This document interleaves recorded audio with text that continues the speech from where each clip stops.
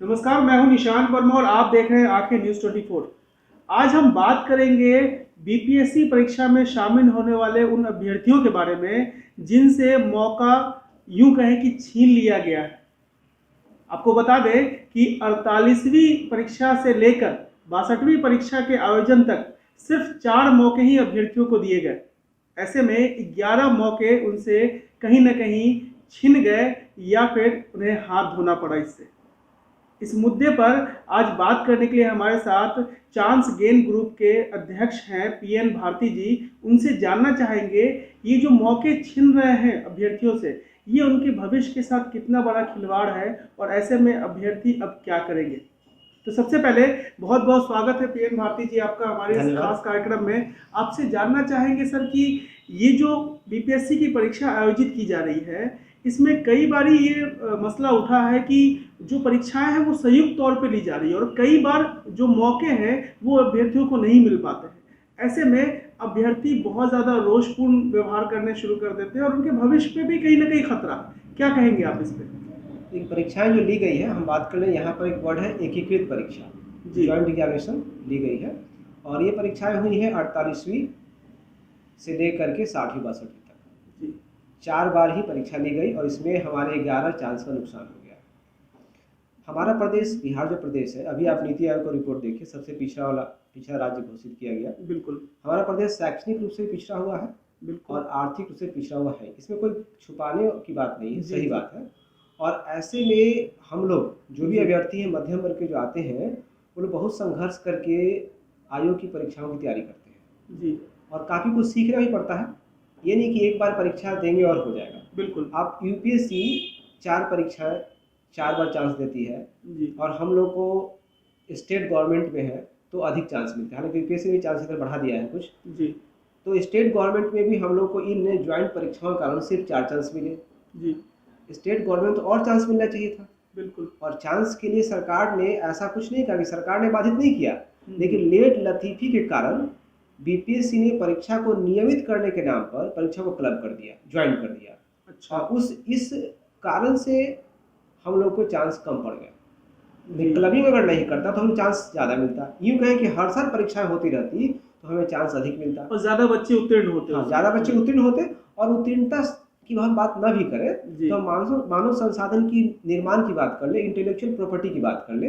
आप देख सकते हैं यूपीएससी के जो भी, हमने भी यूपीएससी की तैयारी की थी, मेंस वगैरह दिया, इंटरव्यू तक गए, उसके बाद से नहीं हुआ, कोई बात नहीं। और मेरे से बहुत सारे दोस्त हैं जिन्होंने यूपीएससी तो नहीं क्लियर किया, लेकिन आज देश की सेवा कर रहे हैं, स्टार टीचर बने हुए हैं और बहुत ज़्यादा मध्यम वर्गीय, उच्च वर्गीय, चाहे जिस वर्ग के भी छात्र हों, उनको आगे बढ़ा रहे हैं और वो आज कलेक्टर, एसडीएम बन रहे हैं। जी।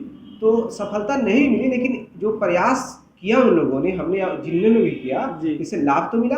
बिल्कुल। लेकिन यहाँ पर क्या है कि 11 मौके को समाप्त करके हमारे जो नैसर्गिक अधिकार थे, हमारा जो नैसर्गिक प्रोग्रेस होता, वो खत्म कर दिया गया। जी। मैं एक उदाहरण से समझाना चाहूँगा इसको। बिल्कुल। जैसे मान लिया जाए, एक छोटा उदाहरण दे रहा हूँ बच्चे क्लास का, कि अगर कोई बच्चा 9th क्लास में है, फिर वो 10th में जाएगा, फिर 11th में जाएगा। हर साल परीक्षा होनी थी, किसी वजह से, मान लेते हैं ऐसा हुआ नहीं, किसी वजह से परीक्षाएं सिर्फ 11th क्लास में आयोजित की गई। जी। तो उसको तीनों परीक्षा देने के लिए गया तो एक बार ही गया जी। तो उसको अनुभव तो एक बार का ही मिला। अगर 9th की परीक्षा भी देता, हो सकता फेल भी कर जाए। बिल्कुल। 10th की परीक्षा देता, कुछ अंक से पास करता, फिर टीचर की डांट पड़ती, नोट्स बनाना सीखता और अध्ययन करता कि हम फेल कर गए, फिर 11th में और बेहतर कर सकता था। जी। लेकिन इस बेहतरी का तब होगा प्रक्रिया जब उसको निरंतर चांसेस मिलेंगे। जी। सरकार ने नीतिगत रूप से चांसेस तो दिए, लेकिन व्यवहारिक तौर पर तो नहीं दिए। आयोग तो सरकार नहीं बनाया है, हाँ। नहीं दिए, तो हमारे 11 चांस का नुकसान हो गया। इसके लिए हम लोग 2015 से सक्रिय रूप से संघर्ष कर, 15 से पहले से है, लेकिन 15 में चूंकि मुख्यमंत्री से लोग मिले थे, जनता दरबार में भी आप लोग गए थे? जनता दरबार में तो पिछले साल, इस साल 2 अगस्त 2021 को हम लोग गए थे। अच्छा। हमारे प्रतिनिधि हेमंत जी सर हैं, वो गए थे। अच्छा, 2015 से ही आप लोग प्रयासरत 2015 से, और मुख्यमंत्री जी आश्वासन भी दिए थे। उसके बावजूद भी स्थिति अभी तक ऐसे ही है। अब देखिए सरकार क्या करती है। बिल्कुल सही बात है कि मुख्यमंत्री जो राज्य के मुखिया हैं और ऐसे में जो नवयुवक हैं उनका भविष्य ऐसा हो गया है अभी कि वो अधर में लटका हुआ है बीपीएससी के एग्ज़ाम को लेकर, और मुख्यमंत्री इस पे संज्ञान खुद ना लेकर आयोग पे सारा ठिकरा फोड़ देते हैं। ये भी एक देखने वाली बात है कि उनको खुद से आगे बढ़ के इस पे संज्ञान लेना चाहिए था। तो आप लोग तो मुख्यमंत्री जनता दरबार में पिछले साल, जैसा कि आप बता रहे थे कि आप गए भी थे, कुछ प्रतिनिधिमंडल यहाँ से जाके उनसे मुलाकात भी किए थे, तो मुख्यमंत्री ने आश्वासन भी दिया था कि इस पे हम लोग आगे संज्ञान लेके काम करेंगे। जी को याद दिलाया गया कि हम 7 सर्कल रोड पर 2015 में 20 मार्च 2015 मिले थे। हाँ हाँ। तो उन्होंने कहा था, अधिकारियों कहा था कि इस मुद्दे को देखा जाए और जो हो सकता है कर दिया जाए। जी ठीक है। एक वीडियो भी आया था हाँ। जिसमें बताया जा रहा था कि चांस दिया गया है उन लोगों को, लेकिन चांस मिला कि नहीं मिला ये तो आप ही बताएंगे। हाँ, ये तो मैं अब क्लियर करता हूँ। हुआ क्या था, ये बात 2 अगस्त 2021 की है। हेमंत सर जो हम लोग के सीनियर हैं वो गए थे, और वीडियो तो आप देख ही लिए हैं जी। तो उसमें कई लोगों को कन्फ्यूजन भी हुआ, क्योंकि जब मुख्यमंत्री जी ने पूछा कि आपने ये काम क्यों नहीं किया, चांस क्यों नहीं दिया, जी, तो उधर से जवाब आया अधिकारी वर्ग से कि सर दे दिया गया है।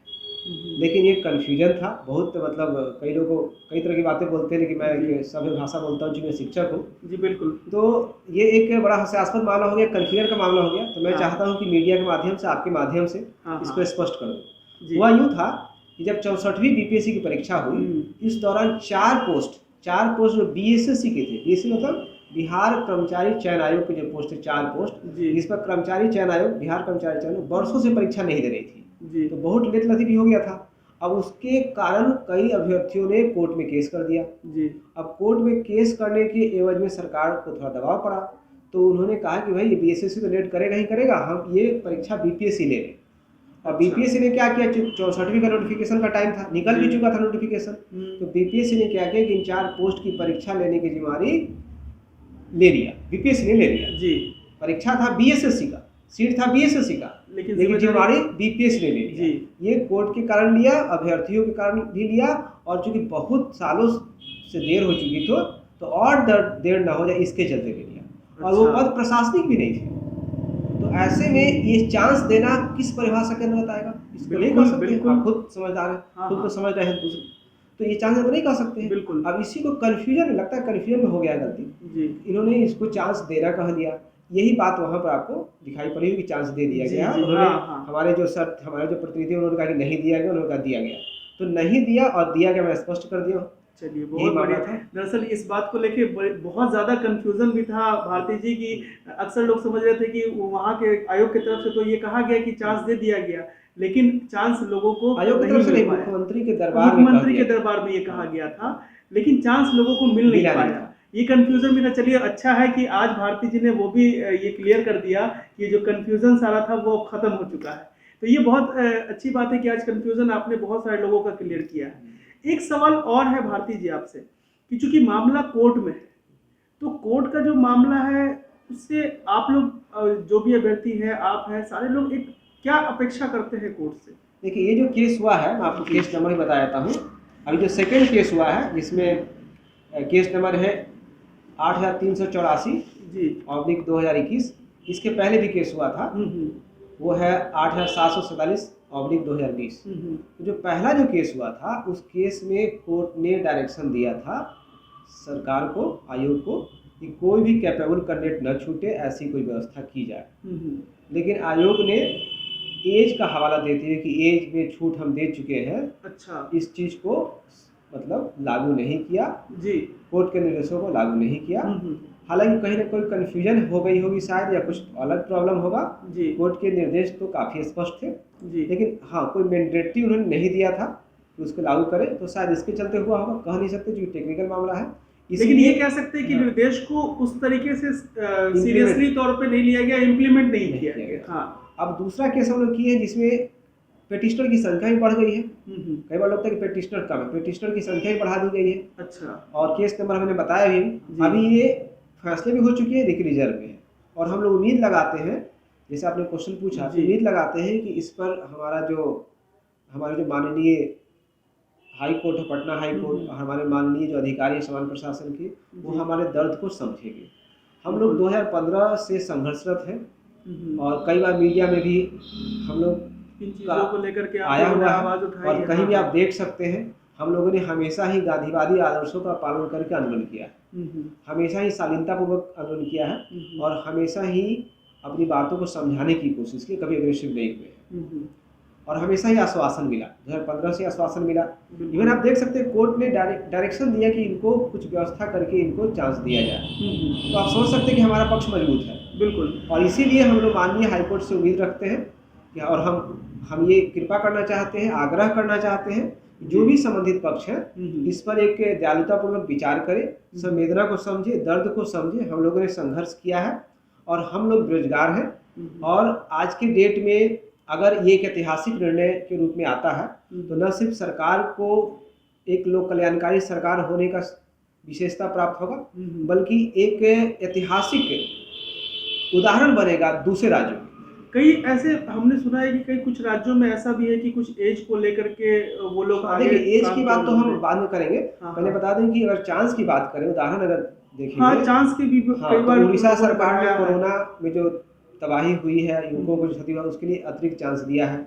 एमपी सरकार ने कुछ दिन पहले भी अतिरिक्त चांस दिया है, और वो दे न दे अलग बात है। बिल्कुल। अगर हम लोग को नुकसान हुआ है बिहार में, तो बिहार सरकार ही कोई नजीर क्यों न पेश कर दे। बिल्कुल, ये भी आखिर इतिहास साक्षी है कि बिहार ने कई नजीरें पेश की है। बिल्कुल। 50% आरक्षण जो दिया गया पंचायती राज्यों में महिलाओं को, तो बिहार ने पेश किया, तो फिर एमपी ने लागू किया। इस बार बिहार क्यों नहीं कर रहा है? बिल्कुल, इस बार भी कर सकता है, हम लोग को चांस मिलना चाहिए।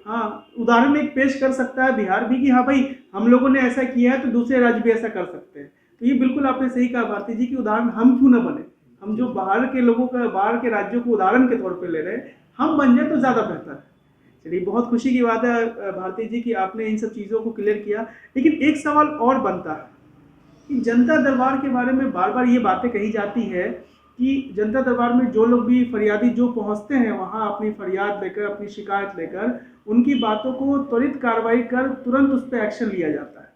लेकिन आप लोग भी जनता दरबार में गए थे, कुछ आश्वासन आपको मिला?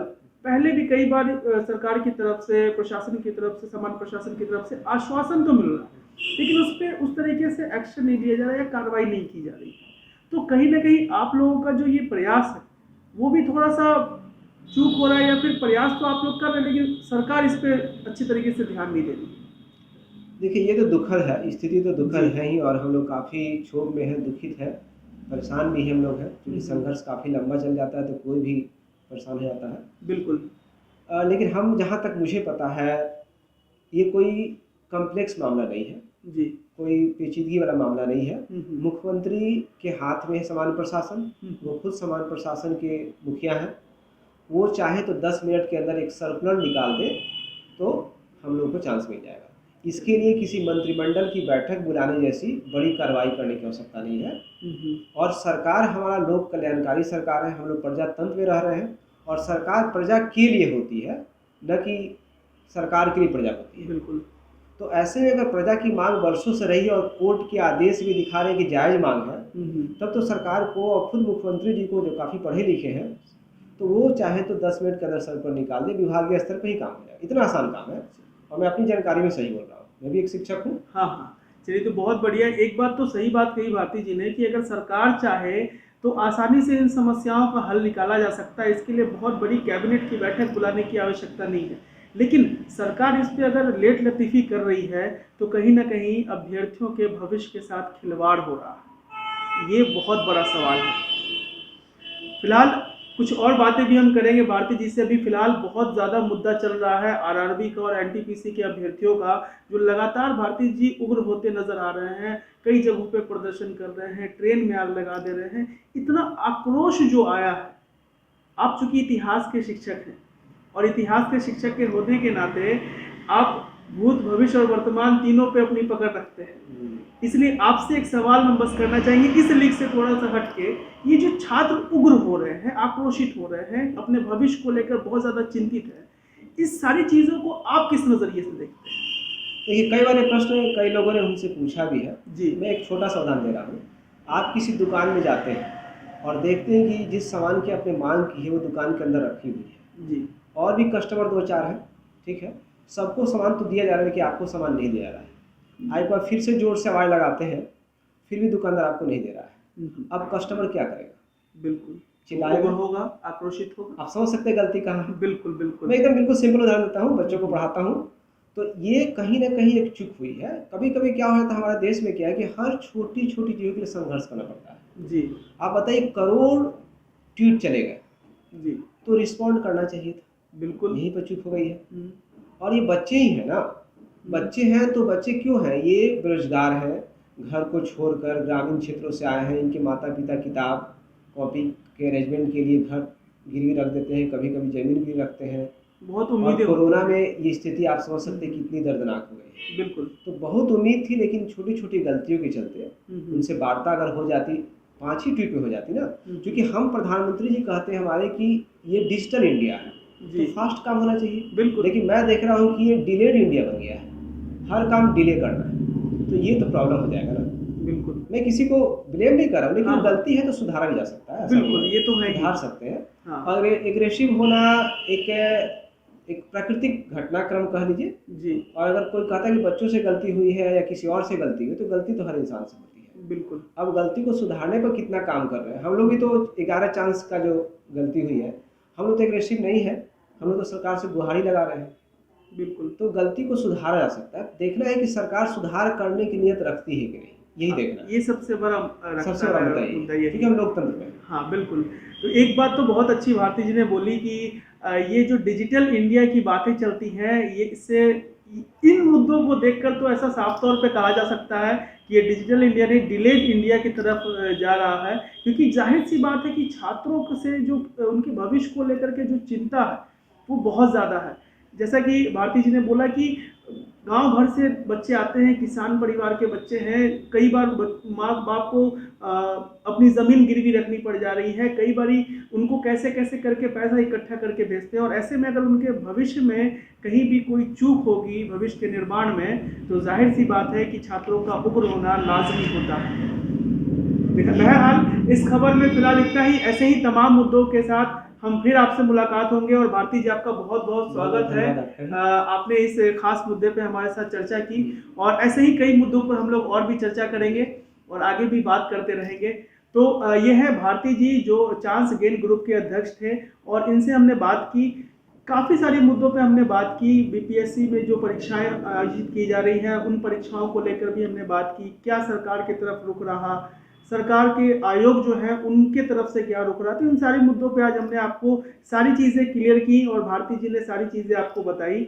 ऐसे ही तमाम मुद्दों को लेकर के हम लगातार आपसे बात करते रहेंगे, और हमारे साथ अक्सर कोई ना कोई ऐसे शख्सियत होंगे जो इन मुद्दों को लेकर के अपनी राय रखेंगे और इन सब चीज़ों को क्लियर करने के लिए आएंगे। और आप भी हमारे साथ ज़रूर बने रहें, और आगे हम कई मुद्दों पर बात करेंगे। तब तक के लिए नमस्कार, और आप देखते रहें आंखें न्यूज़ 24।